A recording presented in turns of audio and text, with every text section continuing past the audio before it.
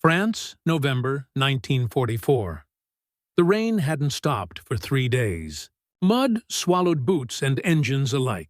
A thin mist hung between shattered trees, carrying the dull echo of artillery miles away. In a ruined farmhouse near the Moselle River, a German platoon crouched in silence. Their field telephone line had been cut hours ago. A single shell had torn through it, leaving them blind. The lieutenant waited for new orders from division command. None came. His men stared at the static on their small receiver, unsure if headquarters even knew they were still alive. Across the valley, American infantry were already on the move. They advanced in tight coordination, squads shifting, tanks adjusting their aim, artillery fire changing direction in seconds. The voice of a captain crackled through the airwaves on a handheld SCR-300 radio. "Move forward. Right flank clear, air support inbound in 2 minutes." To the Germans watching through binoculars, it looked like chaos. Yet every move was synchronized, every decision immediate. What they didn't realize was that the Americans were fighting a different kind of war. One not decided by bullets alone, but by invisible signals traveling faster than thought. The weapon was communication, and it was unstoppable. When the Second World War began in September 1939, armies across Europe still fought in the shadow of the First. Lines of communication were rigid, slow, and often bound to the ground, literally. Field telephones, signal flags, and runners remained the backbone of command systems. Orders traveled through wires or paper, carried by men on motorcycles or jeeps. Every message took time. And time, in war, was life. Germany entered the war with the reputation of possessing the world's most efficient army. Their blitzkrieg stunned Europe not just because of tanks and aircraft, but because of coordination. Lightning-speed tactics that seemed almost supernatural. Yet even that speed had limits. The Wehrmacht's communication network relied heavily on wired connections and short-range radio sets limited to command vehicles and aircraft. Once those lines were cut, chaos followed. Across the Atlantic, the United States was preparing for something different. The U.S. Signal Corps, often overlooked in the early years, had quietly been building a communications revolution. Long before the Normandy landings or the push into Germany, engineers, scientists, and field operators were creating tools to make speech itself a weapon. In 1940, when Europe was burning, the U.S. Army was still small and under-equipped. But within months of entering the war in December 1941, America's industrial engine roared to life. Thousands of engineers from companies like Motorola, Western Electric, and RCA were enlisted to build portable radios that could operate under combat stress, waterproof, dustproof, and reliable enough to survive the front lines. The result was a family of devices that would redefine warfare. The SCR-536, nicknamed the handie-talkie, allowed individual soldiers to communicate wirelessly within a company.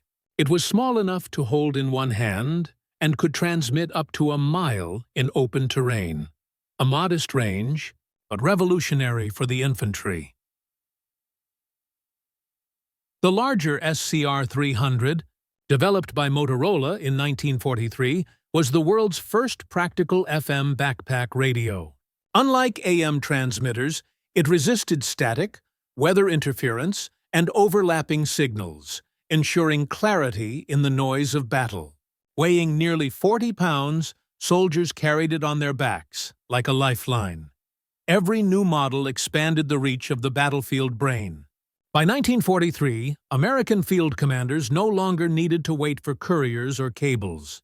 Orders could travel from a general's tent to a platoon under fire in seconds. Meanwhile, German units often found themselves paralyzed the moment communications broke down. Their doctrine favored centralized control. Orders flowed downward from the top, and radio distribution was limited to armored and air units. Infantry formations, especially late in the war, had few portable sets. When wires were cut or headquarters destroyed, frontline troops were left to guess their objectives. The Americans learned quickly that speed of information meant speed of action.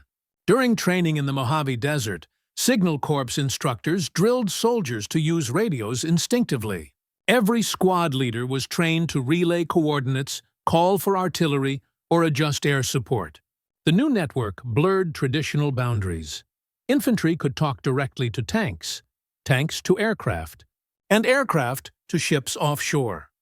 It was the first time in history that an army could fight as a single, synchronized organism spread over miles. But innovation was only half the story. Implementation was the real test. When the U.S. invaded North Africa in November 1942 under Operation Torch, the battlefield became the laboratory. There, under the burning sun of Tunisia, communication failures initially confused. Signals jammed, equipment overheated, and operators struggled with range. The lessons were brutal, but invaluable. By the time the Allies invaded Italy in 1943, the American radio system had matured. Networks were layered. Local platoon radios connected to battalion command posts. Long-range sets aboard jeeps linked field commanders to Corps HQ. Even naval gunfire could be requested via handheld radio from a soldier on a hilltop. For the first time, communication was not just a support system, it was a weapon of coordination. To the Germans, Allied maneuvers soon appeared uncanny. Artillery shifted before targets appeared. Airstrikes landed minutes after a flare went up. Tanks pivoted before ambushes unfolded. They began to suspect spies, but the truth was simpler and far more devastating. The Americans had made time itself their ally, and as the front lines pushed north toward France, the full scale of that invisible advantage was about to reveal itself. In a place where coordination, chaos, and courage would collide. By mid-1943, the United States Army had turned communication into an operational art form. In North Africa and Italy, officers realized something profound. Whoever controlled the airwaves controlled the tempo of war. Every battle, from the beaches of Sicily to the mountains of Monte Cassino, became a test of that theory. German defenses were formidable, layered with machine gun nests, mines, and artillery, but their coordination lagged. When communication lines failed, individual units fought in isolation. American and British troops, meanwhile, were fighting in symphony, bound together by radio signals invisible to the eye, yet commanding entire divisions in unison. The Signal Corps became the nervous system of the Allied war machine. By 1944, it had over 350,000 personnel, trained not just to transmit messages but to build, repair, and protect the lifelines of communication under fire. Alongside infantry and engineers, radio operators carried coils of wire, antenna masts, and spare tubes through every theater of war. In muddy foxholes, under artillery rain, they whispered into microphones, connecting distant commands to the chaos of the front. Their work often went unseen, but without them, no order could move, no attack could begin, and no retreat could be called. Each radio had its purpose: SCR 300 walkie-talkie for battalion-level coordination, SCR 508 for tanks and armored vehicles, SCR 284 for long-range artillery control, and massive AN arc sets aboard aircraft linking air support with ground forces.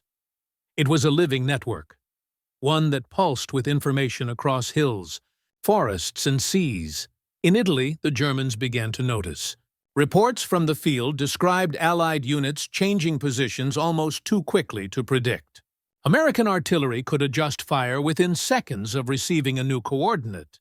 Even night operations became synchronized, guided by radio beacons and coded voice transmissions. By 1944, the U.S. Army had achieved something rare: flexibility at scale. A single division could stretch over miles yet react as if commanded by one mind. When German intelligence tried to intercept transmissions, they found confusion. American radio systems used frequency modulation, FFM, immune to much of the atmospheric static that plagued German AM radios. The clarity of FM signals allowed precise commands to pass through rain, smoke, and distance with startling accuracy. The contrast grew sharper with each campaign. Where German officers struggled to locate friendly units, Americans could track moving columns in real time. Where German artillery often fired blindly, U.S. spotters could call adjustments on the fly. This wasn't luck, it was doctrine. In early 1944, General Dwight D. Eisenhower made communication a strategic priority in planning the invasion of France. He knew the coming operation, the largest amphibious assault in history, would depend on one thing above all: instant coordination. So as troops gathered in southern England, engineers worked day and night to assemble the most complex communications network ever built for war. Miles of cable were laid beneath the English Channel. Radio frequencies were carefully assigned to prevent interference among the thousands of transmitters that would be active on D-Day. The challenge wasn't just connecting divisions, it was connecting worlds, ships, aircraft, tanks, and infantry across air, land, and sea. In the weeks before June 6, 1944, Allied training exercises tested every level of the system. Operators practiced relaying coded phrases like "Uncle Dog Green" or "Able Fox 1", signals that carried meaning far beyond their simplicity. Each word could redirect an entire assault group or summon air support from miles away. And when the first troops hit the beaches of Normandy, they brought those radios with them, clutched like weapons, soaked in salt water, yet pulsing with life. Within hours of the landings, the Allied radio network was fully operational. Ships offshore communicated directly with the infantry on the sand. Pilots received target updates in real time. Field commanders could adapt instantly to the chaos of battle. To the Germans defending the coastline, it seemed as though the invasion had no single point of weakness. Every gap filled itself. Every attack adapted on the fly. They never understood how orders were arriving so fast. But the truth was simple. Information moved faster than any army could march. As the Allies broke out of Normandy and advanced across France, that speed became decisive. German officers, still reliant on cables and couriers, found themselves constantly outmaneuvered. Entire divisions were surrounded before headquarters even received reports of their movement. The battlefield had changed forever, and by late 1944, the Germans were about to face the full power of that change, when the airwaves themselves became a weapon that could command armies in real time. Every war is decided not just by weapons, but by the way those weapons are connected. By 1944, the Americans had built a system of communication so efficient, so responsive, that it turned every soldier into a potential extension of command. Radios were no longer tools. They were arteries in the living body of the army. At the heart of this revolution were the machines themselves. The SCR-536, the world's first mass-produced handheld radio, looked unremarkable. A small metal case, a collapsible antenna, a simple push-to-talk button. Yet for a soldier in the field, it was as valuable as a rifle. Each unit transmitted on short-range frequencies between 3.5 and 6.0 kHz, strong enough to bridge squads, platoons, and forward observers. Powered by replaceable dry batteries, it could last for days. A single operator could crouch in a trench, press the transmitter, and speak directly to a commander hidden miles away behind the lines. For a longer range, there was the SCR-300. Developed by Motorola engineers Daniel Noble and Henry Magnuski, it introduced a technology that would change not only warfare, but civilian life. Frequency modulation, FM offered clarity, no static from lightning, engines, or gunfire. It filtered out interference that plagued older AM sets. The result was a signal that felt alive, crisp, and human, the difference between a whisper in the storm and a shout through the void. When the SCR-300 reached Europe in 1944, it could transmit up to 8 miles across open terrain, a miracle for its time. The walkie-talkie, as soldiers called it, let company commanders move with fluidity unthinkable a few years earlier. Meanwhile, vehicle-mounted sets, like the SCR-508 and SCR-608, linked tank squadrons and artillery units in real time. Tank commanders could coordinate flanking maneuvers or call for cover fire within seconds. No messengers, no confusion. Every moving part of the Allied machine spoke to every other. In clear, synchronized rhythm, the tactical impact was staggering. Before radios, coordination on a fast-moving battlefield was guesswork. Once fighting began, visibility vanished. Smoke, terrain, and chaos made it nearly impossible to direct units efficiently. But with radio command, an officer could adapt instantly. In Italy, for example, during the push toward Rome in 1944, American commanders used portable radios to link infantry assaults with artillery barrages so precise they landed just meters ahead of advancing troops.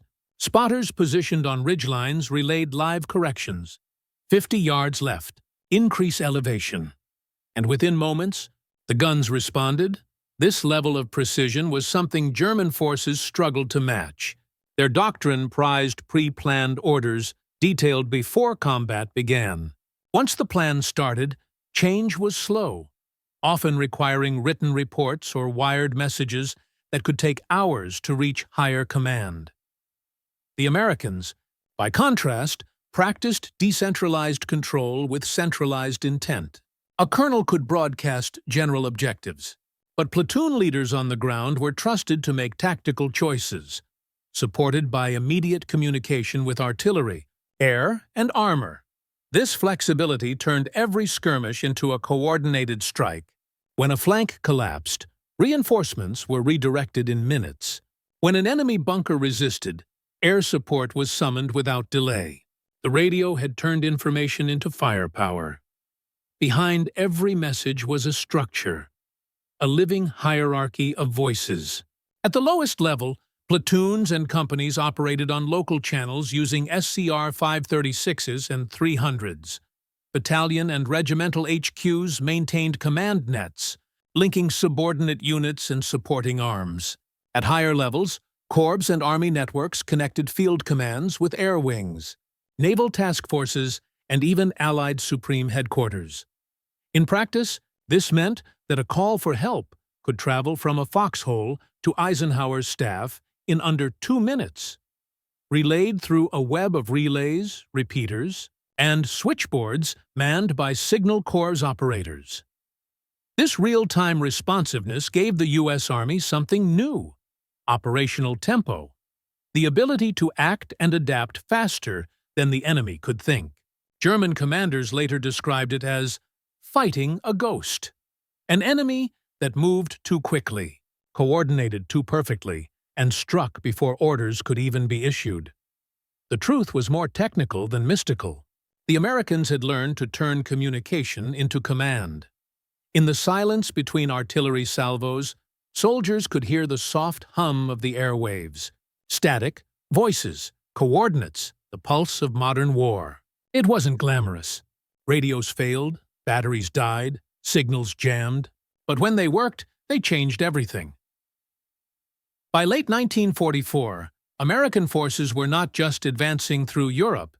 They were doing it with synchronized intelligence unseen in any war before. Every voice that cut through the static meant lives saved, missions completed, objectives achieved. The Germans, once masters of coordination, were now chasing an army that no longer paused for orders. And as winter descended, they would soon experience the devastating effect of this invisible weapon in a campaign that tested both sides to the limit, one where communication would mean survival itself. For the men on the ground, the radio wasn't just a machine, it was a voice in the dark. War could isolate a soldier more than any distance could. In the ruins of France, in the forests of the Ardennes, or the hills of Italy, fear often began with silence. The terrifying thought that no one could hear you. The radio changed that. A single transmission could remind a platoon they weren't alone. The sound of a familiar officer's voice, cutting through static and chaos, carried a strange comfort. In countless after-action reports, American infantrymen described how hearing an order, "Hold your position," or "Reinforcements inbound," restored their morale instantly. It wasn't just communication, it was connection. For the Signal Corps operators, however, that connection came with risk. Their tall antennas drew enemy fire. Radio men often became prime targets. In the Pacific and European fronts alike, they were taught to remove rank insignias and carry carbines instead of rifles, blending in to avoid being singled out. Still, they kept transmitting. From foxholes, trenches, and moving tanks, they carried the heartbeat of command, their hands shaking as they pressed the transmit key, knowing one misheard coordinate could cost lives. Many never made it home, yet their work decided the fate of entire divisions. To the Germans, Allied coordination defied logic. Captured Wehrmacht officers often spoke of the speed at which American forces could adapt. One report from the 352nd Infantry Division after the Normandy landings described Allied artillery as responding like a reflex. German spotters would detect movement, send word up the chain, and by the time orders for counterfire came down, the Americans had already changed position. The German Army had its share of excellent radios, notably the few G series used in tanks and aircraft. But these systems were limited by doctrine and scarcity. German infantry divisions, especially by 1944, often had only a few portable sets per battalion. And as Allied bombing crippled production, replacements grew scarce. Moreover, the Germans relied heavily on amplitude modulation (AM) systems, which were far more vulnerable to static and interception. Weather could distort messages. Enemy jamming could silence entire frequencies. When they intercepted Allied communications, they encountered coded brevity, compact phrases, and phonetic ciphers impossible to decipher in real time. What the Germans heard was a storm of meaningless fragments. Red 2, hold position. Blue 5, fire on mark. Eagle flight inbound. By the time they pieced it together, the battle had already moved on. German intelligence officers later admitted their shock at how decentralized the American command seemed. Orders came from everywhere, not just one central HQ. It was as if every officer carried his own headquarters in his hand. And in truth, they did. The Germans had entered the war believing that discipline and precision were their supreme advantages.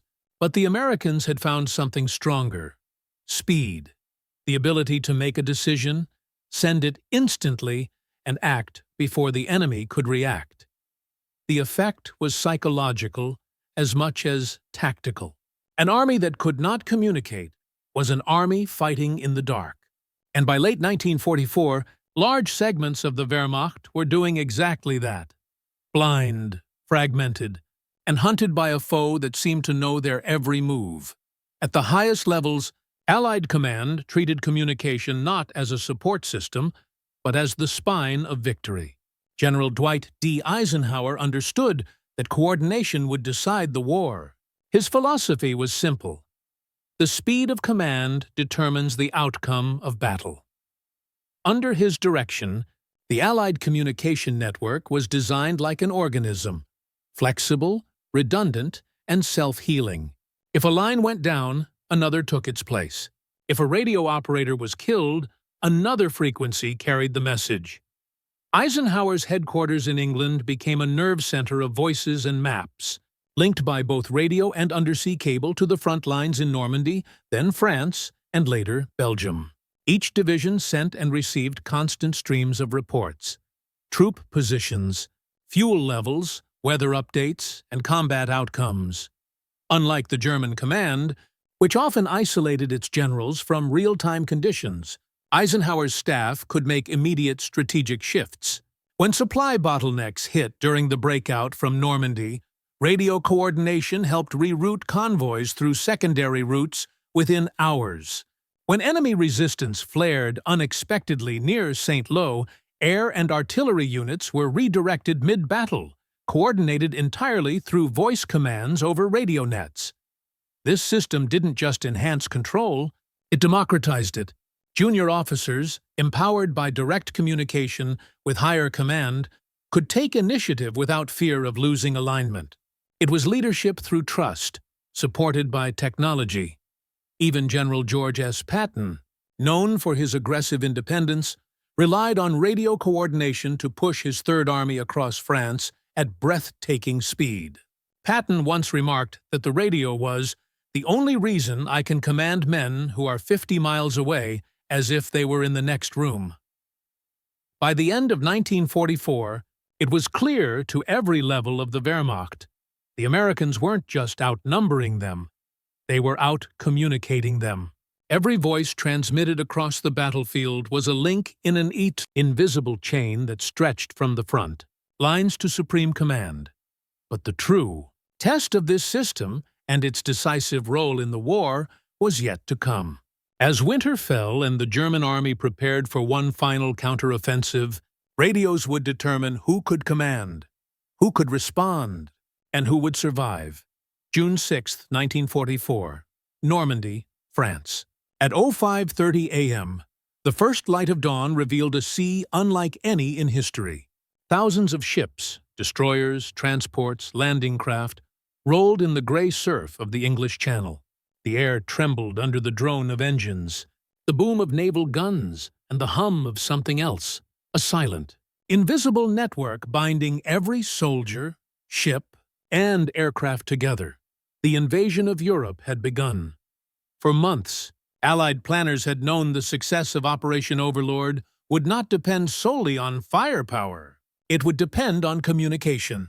Every phase, from the paratrooper drops to the naval bombardments to the beach landings, had to be synchronized down to the minute. One mistake, one missed message, could shatter the entire operation. That morning, the airwaves came alive with a language of war. Signal officers aboard command ships transmitted coded bursts to airborne divisions over Normandy. Pathfinders dropped behind German lines and activated radio beacons to guide incoming transports. On board the USS Ancon, the floating headquarters off Omaha Beach, commanders received minute-by-minute updates from every landing sector through the SCR-300s and ANRC sets buzzing with constant reports. The system worked with astonishing precision and under unimaginable pressure. As paratroopers of the I-30 101st and 82nd Airborne Divisions landed behind enemy lines, many were scattered far from their intended zones. Darkness, fog, and flak tore apart the drop formations. Chaos reigned, except for one thing. The radios still worked. Scattered squads used their compact SCR-536 handie-talkies to regroup. Small groups of men, cut off from command, were able to coordinate ambushes, capture crossroads, and secure villages. Each voice became a node in the Allied network, independent yet connected. By dawn, those isolated actions, guided by radio communication, achieved what entire regiments might have failed to do under traditional command. They blocked German reinforcements from reaching the beaches. Meanwhile, offshore, the complexity of coordination reached a scale never before seen in warfare. Naval gunfire support relied entirely on wireless coordination with observers on land. Each target was called in through precise radio codes. Fire mission Dog Red. Target 217. Over. Adjust left 100 yards. Repeat fire. Within seconds, shells weighing hundreds of pounds landed exactly where they were needed.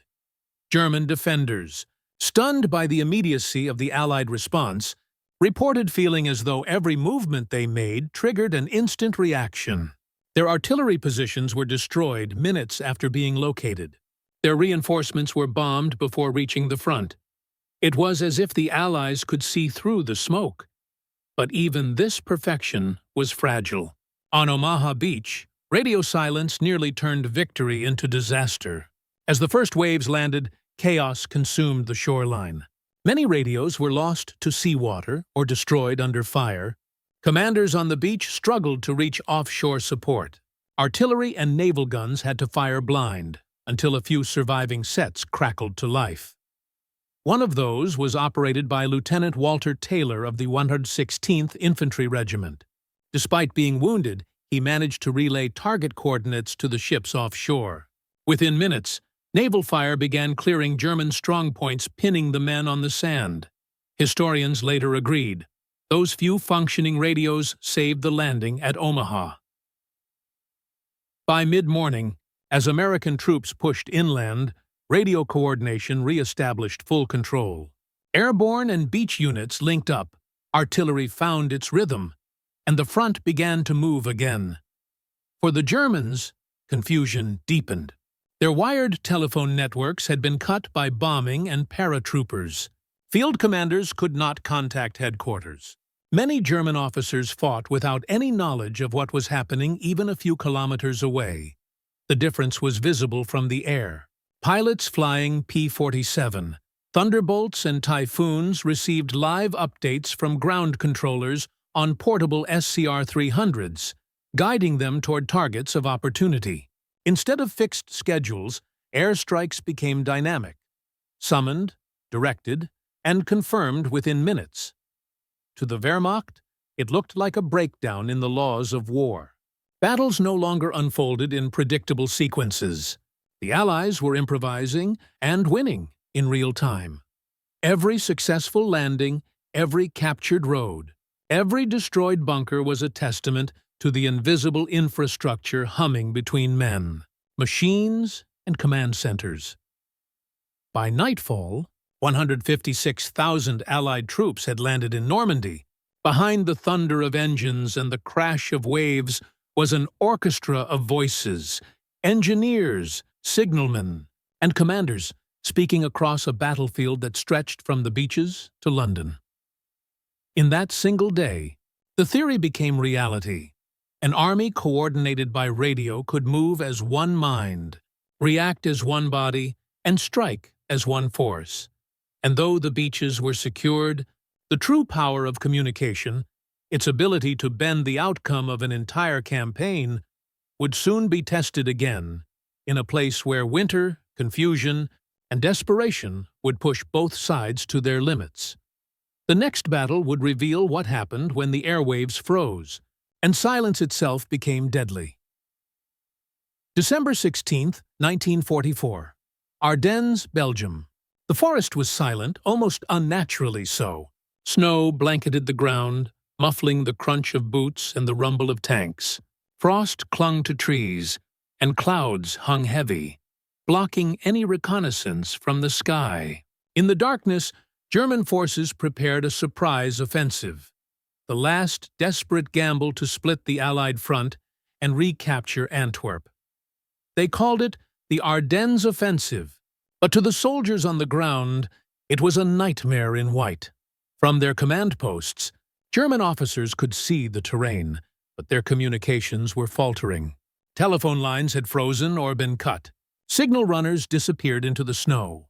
Many units, isolated, fought without orders, advancing blindly into prepared positions. Confusion spread faster than bullets. The Americans, however, had learned the lessons of North Africa, Italy, and Normandy. Their radios, now an integrated system spanning miles, were ready. Even in dense forest and bitter cold, portable SCR-300 sets kept battalions in contact. Forward observers relayed coordinates to artillery units. Commanders at regimental HQs could reroute reinforcements instantly. The network wasn't perfect. Batteries failed, lines were jammed, and operators froze in the cold. Yet every successful transmission counted. And in this battle, every transmission would save lives. Patton's Third Army, initially hundreds of miles away, was able to redirect forces toward Bastogne because radio operators maintained real-time contact with frontline units. Sherman tanks, infantry, and artillery shifted positions not by paper orders or couriers, but by voice commands transmitted through snow and fog. Small American units, surrounded or cut off, could call for artillery on positions 2 to 3 miles ahead of their location, even without clear sight of the enemy. Air support, when weather allowed, responded to coordinates relayed in real time. Contrast this with the German side. Many German units had radios limited to company level, often tied to vehicles.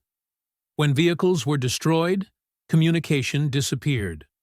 Orders traveled slowly, sometimes hours behind reality.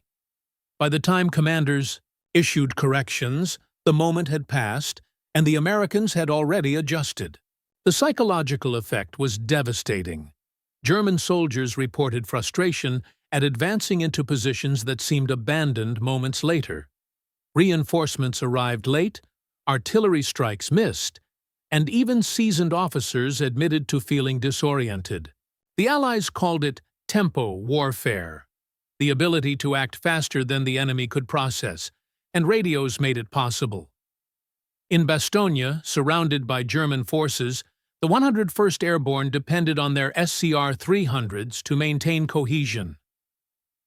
Frostbitten and exhausted, operators huddled in cellars and basements, sending and receiving coordinates under constant threat of artillery fire. One message relayed through the network. Battery 7. Adjust fire north 50 meters. Hold fire until confirmation. It traveled from a forward observer in the snow to a command post miles away, then back to artillery units ready to fire. Within minutes, the shot struck the enemy position precisely. Lives were saved, and the American perimeter held firm. This network of voices became more than communication. It was the lifeline of survival. Without it, units would have collapsed. With it, they held Bastogne against overwhelming odds. By the end of the first week, German commanders understood the scope of what they faced. Allied coordination seemed impossible, no longer constrained by terrain, weather, or distance. Every counterattack by the Germans was anticipated and countered within minutes. Reports from the field capture their astonishment. The enemy seems everywhere at once. Every movement we make is met by fire immediately. They are connected by some invisible force. That invisible force was real. A vast network of radios, operators, and command posts working as one organism. Even Hitler's generals, masters of traditional command, were unable to replicate this speed. Every lapse in communication compounded errors, and the Ardennes offensive, despite initial surprise, faltered under the relentless responsiveness of the American command network. The Battle of the Bulge, in its first days, threatened to split the Allied front, but the Americans' ability to coordinate counterattacks, deliver supplies, and call in artillery and air support, all in real time, reversed the tide. Radios allowed infantry to hold positions far beyond what their numbers suggested. Tanks moved to support pockets of resistance before German units could consolidate. Artillery and airstrikes arrived at the exact moment they were needed. By January 1945, the offensive was broken. The Germans retreated, exhausted, and the advantage of radio-coordinated command had been fully proven. For the first time, the world could see that information was as lethal as any weapon. It was not tanks, bullets, or bombs alone that won the EBE battle. It was the network that moved armies in seconds. The Germans had fought many things in the war: superior numbers, superior strategy, and superior technology. But in the Ardennes winter, they faced something new. An enemy whose voice traveled faster than their thoughts, whose orders acted faster than their guns, and whose coordination reshaped the battlefield itself. The success of Allied communication was no longer theoretical. It was decisive, and its consequences, for both sides, would reverberate long after the snow melted from the Ardennes. By early 1945, The war in Western Europe had entered its final stages, and the consequences of radio-enabled coordination were unmistakable. German armies, once feared for their discipline and rapid maneuvering, were now fragmented and reactive. Units became isolated in the chaos of their own communications breakdowns, while Americans and their allies advanced with precision, almost as if guided by a single mind. Field reports from the German High Command described a disorienting reality. Divisions sent to reinforce crumbling fronts often arrived too late, or found the terrain abandoned by the enemy. Orders transmitted through messengers or wired telephones were outdated the moment they were written. Officers noted repeatedly that Allied actions appeared preemptive, as if the enemy anticipated every move. In truth, it was the Americans' integrated radio networks that allowed instantaneous transmission of strategic adjustments from Corps headquarters to platoons at the front. The collapse of German command and control was starkest during the push across the Rhine in March 1945. Panzer divisions, intended to counter Allied advances, struggled to assemble coherent defenses. Without reliable communication, they fought in isolation, often unaware of neighboring units' positions or movements.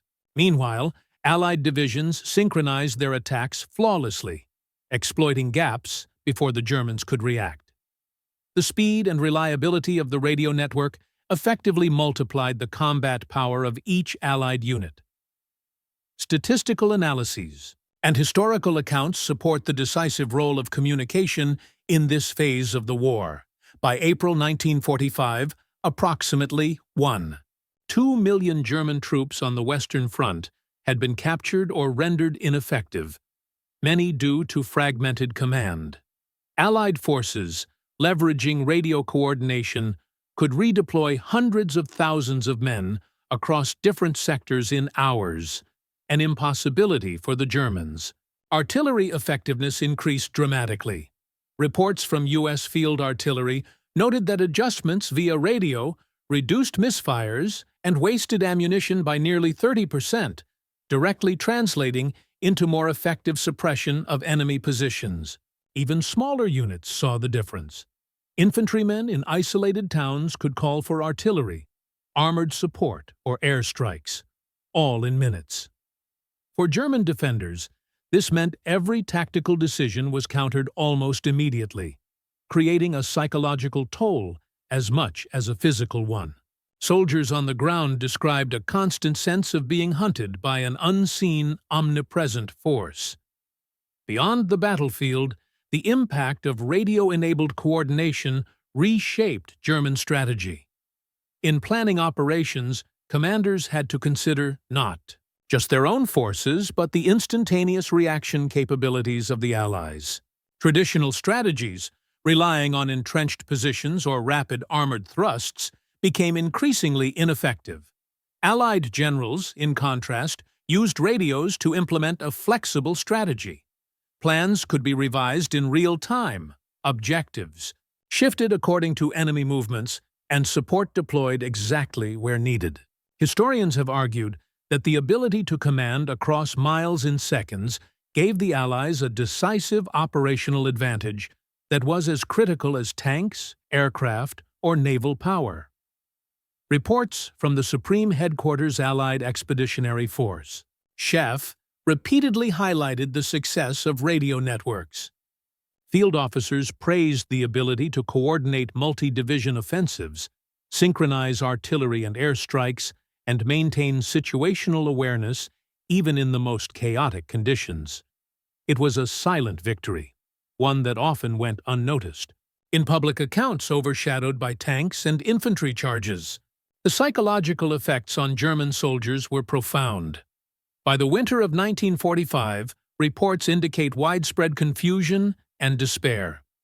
Units could no longer anticipate Allied movements, leading to retreats that were unplanned and disorganized. Many German commanders admitted in post-war interviews that the inability to communicate effectively made defeat inevitable, even when equipment and personnel were still available. For the Americans, the human cost was present but mitigated by coordination. Radios allowed better control of firepower, reducing friendly fire incidents and improving logistical efficiency. Soldiers could operate with a sense of confidence, knowing reinforcements and support were only a call away.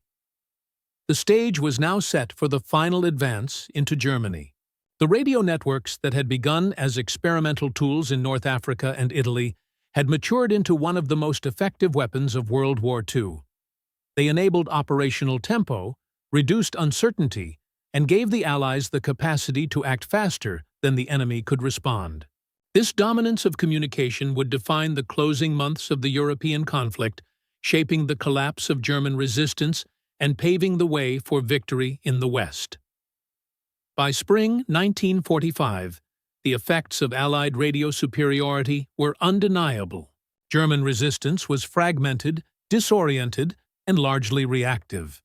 Across the Western Front, what remained of the Wehrmacht struggled to regroup or counterattack, hampered not only by losses in men and materiel, but by the collapse of reliable communication. Entire divisions became isolated pockets of combat. Reports from the German High Command acknowledged that coordination breakdowns were catastrophic.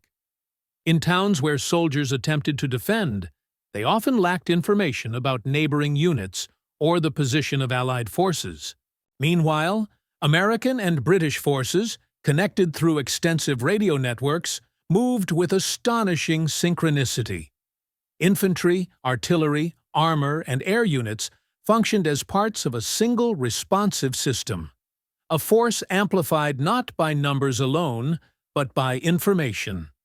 Historical records highlight the magnitude of this advantage.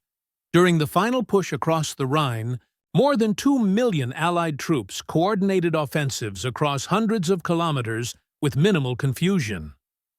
German defensive efforts were repeatedly undermined by fragmented communication. Even elite divisions like the 1st Panzer faced situations where orders never reached subordinate units, leaving them vulnerable. Operational reports emphasized that the reduction in response time provided by radio networks allowed artillery and air units to strike with unprecedented accuracy, often neutralizing German positions before they could react. These metrics underscored the critical role of radios as a force multiplier. The ability to transmit commands instantly, maintain situational awareness, and synchronize movements across vast distances proved decisive in both strategic and tactical terms. After Germany's surrender on May 8, 1945, military historians and analysts recognized the silent contribution of radio communications. While tanks, aircraft, and infantry were often celebrated, radio networks were identified as one of the most underestimated instruments of victory.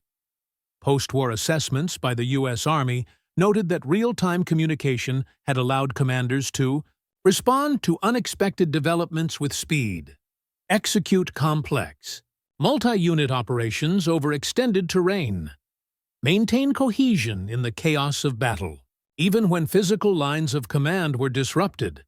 These lessons would shape post-war military doctrine. The concept of command, control, and communication. C3. Integrating information flow as a core component of strategy, originated directly from the experiences of 1944-1945 American. Officers emphasized that without reliable radios, rapid advances across France, Belgium, and the Rhineland would have been far costlier, slower, and more chaotic. For German soldiers, the effects were deeply demoralizing. Units stranded without orders often faced annihilation or surrender. Reports from the Wehrmacht describe confusion, fear, and a growing sense of futility. Commanders, unable to transmit orders in real time, witnessed their troops being outmaneuvered repeatedly. American troops, by contrast, benefited psychologically from the constant flow of information. Radios allowed them to operate with confidence, coordinate with nearby units, and request timely support. Even in adverse weather or unfamiliar terrain, the ability to communicate instantly reduced uncertainty and saved lives. The war, in essence, had become a battle not just of weapons, but of information supremacy. The speed and reliability of radio networks reshaped decision-making, operational tempo, and ultimately, the outcome of campaigns. By the time Allied forces crossed into central Germany, the pattern was clear. Armies that could communicate faster than their opponents could dominate, even when outnumbered or outgunned. The lessons of radio coordination were codified into post-war doctrine, influencing both NATO strategy and global military communications for decades.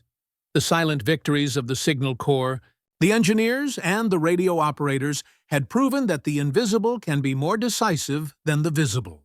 In the winter of 1944-1945, when the Ardennes froze and the chaos of battle reached its peak, it was not always bullets or tanks that determined survival. It was the voice carried over the airwaves. The Germans, never fully able to match this speed of command, faced a foe that could think, act, and react as one organism across miles of contested terrain.